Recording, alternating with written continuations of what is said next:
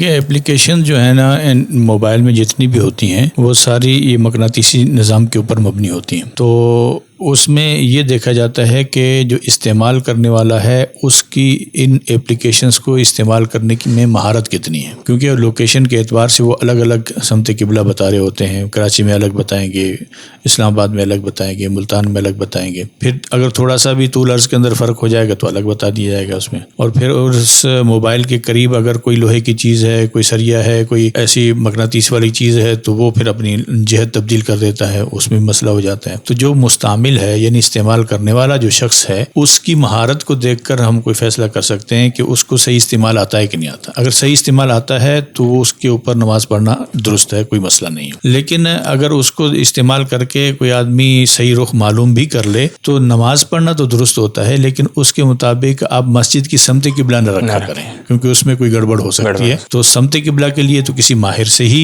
رابطہ کریں. البتہ عام چلتے پھرتے کہ نماز پڑھنی ہے تو جیسے عام آدمی سے پوچھتے ہیں اور اس سے پوچھ کر ہم سمت قبلہ معلوم کرتے ہیں، تو یہ بھی ایک قسم کا قرینہ ہے کہ جیسے عام آدمی صحیح بتاتا ہے تو اس طرح یہ بھی صحیح بتائے گا تقریباً. تو اگر کسی نے نماز پڑھ لی تو نماز انشاءاللہ ہو جائے گی. اگر مفتی صاحب یہ بتا دیں کہ کوئی مستند کوئی اچھی ایپ جس کو آپ سمجھتے ہوں کہ یہ درست کی کے زیادہ قریب ہے، جیسے بہت ساری ایپس ہوتی ہیں اس طرح. خود اس کا اپنا جو کمپاس ہوتا ہے اس کو بھی، کیونکہ پاکستان کا قبلہ مغرب میں ہے جی، تو اپنا اگر کمپاس لے کر جو موبائل کا ہے اس کو بھی لے کر اگر آپ ڈبلیو کی طرف رخ کر لیں گے تو آپ کی نماز تو ہو جائے گی. کیونکہ وہ اگر غلطی کرے گا بھی تو 5-10 درجے کی کرے گا جی، تو 5-10 درجے کی گنجائش ویسے بھی ہوتی ہے، کوئی مسئلہ نہیں ہے. اس کے علاوہ مثلا سلاتی ایک ہے اس کے اندر بھی چل جاتے ہیں. بیت السلام والوں کی ایک بنائی ہوئی اپلیکیشن وہ بھی صحیح ہے. اسی طرح سن مون کیلنڈر کے نام سے ایک بنائی ہوئی ہے وہ بھی صحیح ہے. بہت ساری اپلیکیشن آپ جیسے ہی پلے اسٹور کھولیں گے آپ کو بہت ساری اپلیکیشن مل جائیں گے. سب کا طریقہ کار ایک ہی ہوتا ہے، تو لہٰذا اس کو استعمال کیسے کیا جاتا ہے اس کا طریقہ معلوم کر کے استعمال کرنی چاہیے.